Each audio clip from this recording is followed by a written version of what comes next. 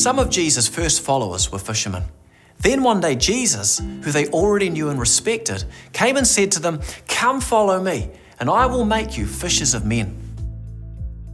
In this invitation, Jesus was inviting them to two things. Firstly, it was an invitation to relationship, to get to know him by following him and spending time with him. But secondly, it was an invitation to serve a higher purpose. They were fishers of fish for an occupation, so Jesus poetically called them to be fishers of men.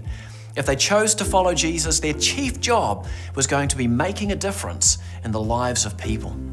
That invitation from Jesus is the same that God extends to each of us today. An amazing invitation. The God of the universe wants to know us and has things for us to do. But how do you follow a God you cannot see? Here is the answer. The God who is behind the creation of the universe wants to be known. And so he's deliberately done a few things to help us find him. Firstly, there are many things that suggest a creator God exists. The world is mind-blowingly complex. Our bodies, our cells, our relationships, complex things like this don't make themselves.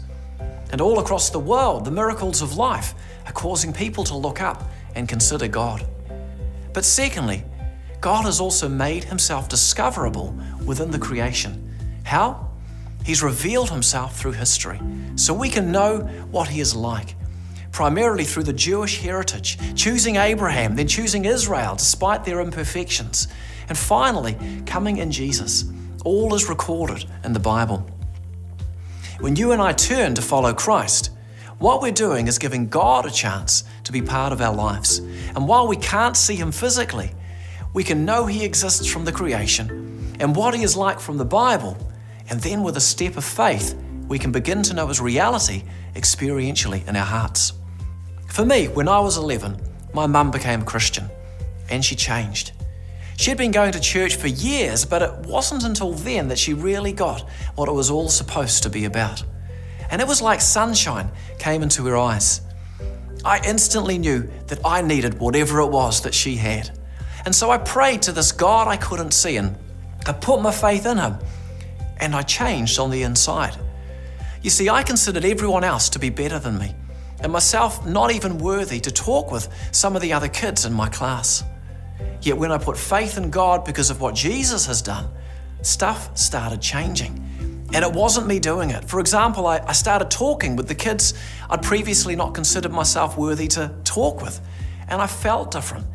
I realized I wasn't just an accidental byproduct of the world. I wasn't just a rejected kid with no value or who was an annoyance.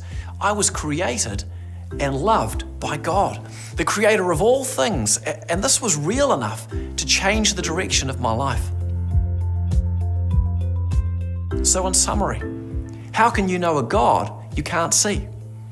God has revealed himself by giving us things in the world that show us he exists. Then he's done things in history, as are recorded in the Bible, to show us what he is like. However, while these things might tell us about God, it comes down to faith if we are to know him. If you choose to trust God is there and then pray and start reading the Bible, then you may just find, like I did, that he speaks to your heart. Jesus said, "Come follow me and I will make you fishers of men." It was an invitation to relationship, but also an invitation to a life that served a greater purpose. And I believe that this is the invitation that God extends to every one of us today. There is a Bible verse and some questions below. After that, there's a 2-minute summary video and a prayer you could pray. Have a look. We'll catch you again soon.